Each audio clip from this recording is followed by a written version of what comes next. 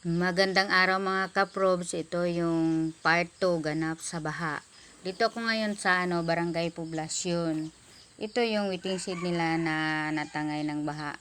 At may 3 bahay dito na natangay din. Ito yung ginang na isa sa nawala ng bahay na kausap ko. Sabi niya, buti wala na sila dito. Kasi alam na daw niya na may mangyari na sa kanyang bahay. Doon na sila sa evacuation center. Yung bahay daw tinalian ng mga barangay police para hindi matangay doon sa sa ilog. Yan yung nila. Yan, diyan yung bahay niya. Tapos may dalawa diyan na kapitbahay niya.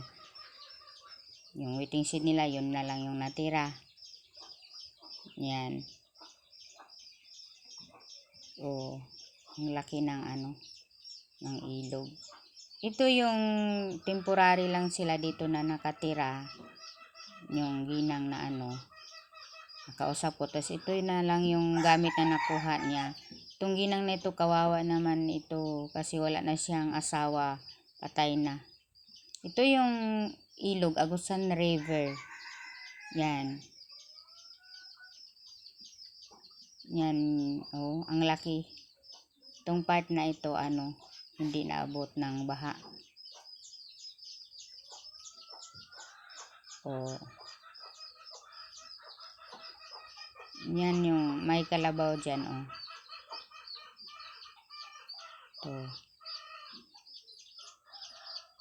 Ito yung papunta kami doon sa sa dulo. May mga pananim dito na bago pa lang yung palay, oh. Tapos itong may mga tao din dito na hindi nag-evacuate dahil may mga hayop sila dito. Hindi siguro nila maiwan. Yan, oh, diyan sila nakatira, na lang 'yon. Yan. Diyan sila. May mga motor itong mga nila. May mga gamit dito. Tingnan niyo mga kaprobs, ang laki ng baha dito. Tapos yun, parang parang dagat na. Yan. Oh. Grabe ang laki. May mga palay dito, oh, siguro yun. Ito yung sa yung dati pa nilang palay na stock nila. Nabasa. May mga sasakyan din dito na nakapark. Nalubog kasi yung bahay doon. Oh, ito. May naliligo, parang parang dagat na. Mga mga binata, o ang lalim ng tubig. Na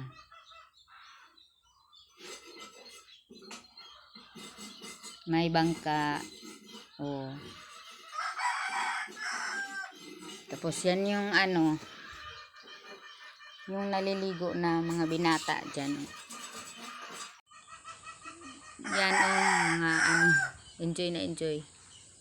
Yan, mga binata dyan. Hindi nila alam kung anong makukuha nila dito sa baha. May naglalangoy pa. Ginagawa na talaga nilang dagat ito, eh. Ang laki kasi ng baha. May isa pa, oh. Hindi sila natakot sa sa makukuha nila na sakit dito sa baha. Yung may namatay na dito ng na leptospirosis. Tapos halos dami ng may schistosomiasis dito. Yan. Tingnan nyo mga kaprobs, grabe ang enjoy nila. Yun yung yung sasakyan papuntang Nueva Ecija, yung sa kabilang barangay, outboard. Yung iba naman may bangka, tapos yung iba pambot. Pero yun, may yan, may bayad yan. Pag punta mo doon, 100 daw yung pamasahe. Ang laki ng pamasahe, ang mahal. Ito yung si tatay nagbilad ng palay niya, nabasa sa baha. Yan.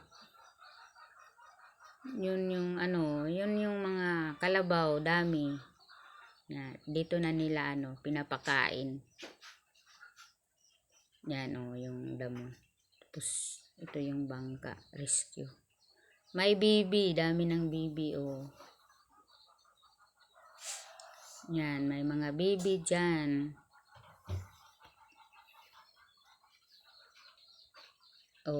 Daming kalabaw dito. Yun sa kabilang barangay yan. Pinapakain nila ng dahon ng saging na lang yun. Wala nang damo. May baboy, may biik pa.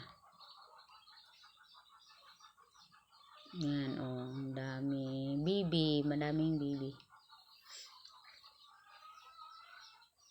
May mga niyog. Yan, naipon nila na niyog. Daming bibi dito. May pato. May pa rin dito. May manok. Ang laki ng manok. Ito. Tapos, may dito. May mga bahay naman dito. Pero, malayo pa yon sa ilog. Yan yung ilog. Dito kasi noon yung malaki pa ang tubig, naabot yung kalsada dito.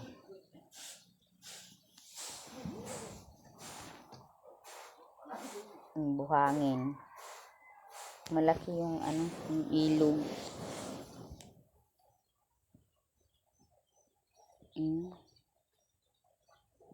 Ito yung yung evacuation center nila, yung covered court dito sa poblasyon. May mga tent naman dyan, isang tent, isang pamilya, dami naman yan. Dyan sila nakatira. Yung iba sa sa ibang barangay. Ito naman yung natira na palay nila. Yan. Ang ganda ng palay, ang tataba pa. Tapos yung iba doon na abutan ng baha. Yan kasi lahat palayan yan, pangunahing produkto ng Bunawan ay yung palay. Palayan halos lahat dito.